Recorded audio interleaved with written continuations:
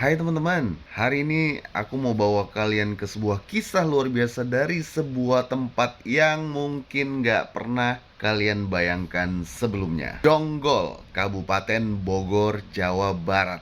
Sebuah kelompok warga di sini berhasil melakukan sesuatu yang bahkan perusahaan besar dunia pun belum tentu berani lakukan. Tahu nggak apa? Menciptakan bahan bakar ramah lingkungan dari tanaman yang tumbuh liar di sekitar kita. Bayangkan, bukan dari minyak bumi, bukan dari gas alam, tapi dari tanaman yang bisa tumbuh di lahan sawah biasa. Dan yang bikin heboh, kadar RON-nya mencapai 98,1.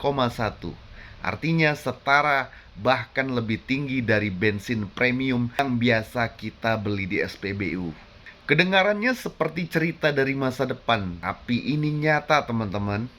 Kelompok warga ini memanfaatkan tanaman lokal, diolah, diproses dengan metode sederhana namun ilmiah, hingga menghasilkan cairan jernih yang bisa digunakan untuk kendaraan bermotor, bensin, dan diesel. Mereka sudah mengujinya langsung. Mesin tetap stabil, nggak ada knocking, nggak ada asap hitam, bahkan hasil pembakarannya hampir zero emission.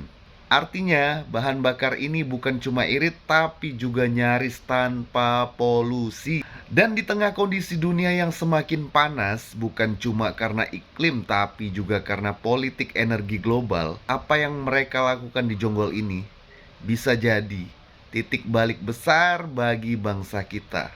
Kabar baiknya, inovasi ini sudah mulai mendapat perhatian. Selain satunya datang dari Mulyadi, anggota DPR RI dari fraksi Gerindra. Beliau menyebut inovasi ini sebagai langkah nyata menuju kemandirian energi nasional. Dan jujur saja, siapa sih yang nggak pengen Indonesia mandiri secara energi? Bayangkan kalau semua kendaraan di negeri ini bisa jalan tanpa ketergantungan sama minyak dunia, kita nggak perlu takut lagi harga BBM naik karena konflik di luaran sana.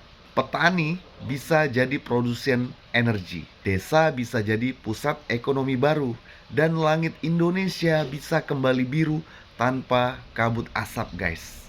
Tapi sejarah mencatat, setiap kali ada teknologi energi alternatif yang tidak bergantung pada minyak dunia, selalu saja ada sesuatu yang aneh terjadi, guys. Entah tiba-tiba hilang dukungan, entah para penemunya ditekan, atau bahkan dianggap ancaman besar bagi kepentingan besar. Kita semua tahu ya, energi adalah bisnis paling besar di dunia. Dan ketika ada kelompok kecil dari Jonggol yang tiba-tiba bisa menciptakan bahan bakar nyaris sempurna, tentu ada pihak-pihak yang mulai tidak tenang dan senang. Bahkan tidak mungkin tekanan akan datang, ancaman bisa muncul, dan inovasi seperti ini bisa saja dikubur. Bukan karena gagal, guys, tapi terlalu berhasil. Aku sih pribadi merasa bangga karena inilah bukti kalau bangsa kita itu mampu. Tanpa bantuan asing, tanpa dana miliaran dolar, warga Jonggol membuktikan kalau inovasi sejati lahir dari kebutuhan dan keberanian. Tapi di saat yang sama, aku juga ngerasa agak khawatir sih. Khawatir kalau proyek seperti ini nggak dilindungi negara, bisa saja hilang begitu saja kan?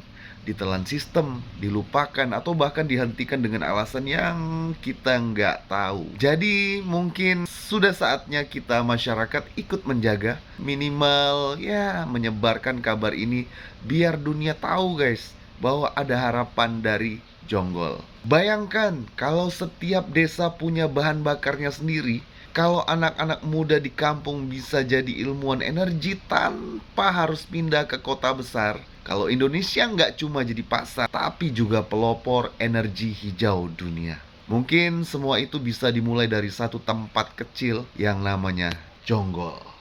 Dan semoga mereka yang menciptakan energi ini tetap kuat, tetap aman, dan tetap berani. Karena masa depan dunia bisa jadi sedang tumbuh di ladang mereka. Dari Jonggol untuk dunia.